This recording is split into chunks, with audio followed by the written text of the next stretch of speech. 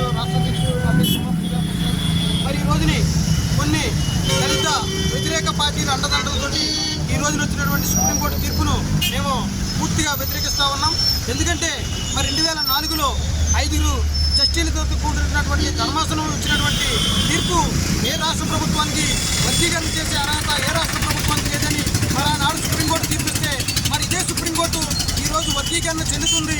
మరి వర్గీకరణ రాష్ట్ర ప్రభుత్వానికి ఇచ్చే అధికారము రాష్ట్ర ప్రభుత్వాలకు ఉందని తీర్పు ఇవ్వటం మరి ఈ యొక్క న్యాయస్థానాల మీద న్యాయమూర్తుల మీద నమ్మకాన్ని కోల్పోయే పరిస్థితి ఈ రోజుని ఈ తీర్పు విధంగా ఉన్నది. మరి కాబట్టి సుప్రీంకోర్టు దీన్ని మరొకసారి దీన్ని పరిశీలించాలి. ఎందుకంటే గతంలో ఇదే సుప్రీంకోర్టు మరి చల్లదని ఇచ్చినటువంటి తీర్పు మళ్ళీ ఇదే కోర్టు తీర్పు ఎలాగిస్తుందనేది మేము ఆశాస్పదంగా ఉంది.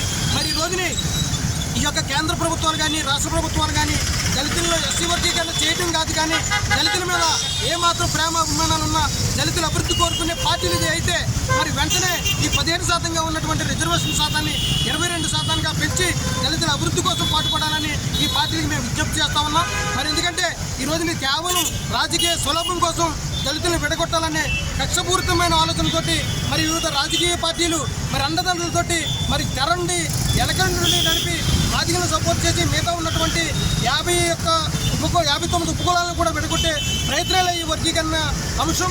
కాబట్టి ఇది పునఃపరిశీలించుకోవాలి. మరి రోటరీ పద్ధతిలో ఈ వర్గీకరణ చేసే అంశం మరి ఒకసారి ఈ ప్రభుత్వాలు కేంద్ర ప్రభుత్వాలు కానీ ఈ రాష్ట్ర ప్రభుత్వాలు కానీ పునఃపరిశీలించుకోవాలి. మరి దీన్ని మేము వెంటనే పరిగణన తీసుకొని మా జాతీయ అధ్యక్షులు పండు అశోక్ కుమార్ గారి నాయకత్వంలో మరి సీనియర్ న్యాయమూర్తులను కూడా సలహాలతో తీసుకుని మరి మేము పైకి వెళ్ళే ఆలోచనలో ఉన్నాము. మరి ఇప్పుడైనా మానవులందరూ కూడా గ్రహించి మరి జరుగుతున్నటువంటి అన్యాయాన్ని ప్రతిఘటించే విధంగా మరి పార్టీల వైపు కాకుండా ఉద్యమం వైపు నడిచి మనకి వర్గీకరణ విషయాన్ని వ్యతిరేకించాలని తీవ్ర మానవ తరఫున మీకు అందరికీ మానవ సోదరులందరికీ మేధావులకి రాజకీయవేత్తలకి ప్రతి ఒక్కరికి కూడా నేను విజ్ఞప్తి చేస్తా ఉన్నాను.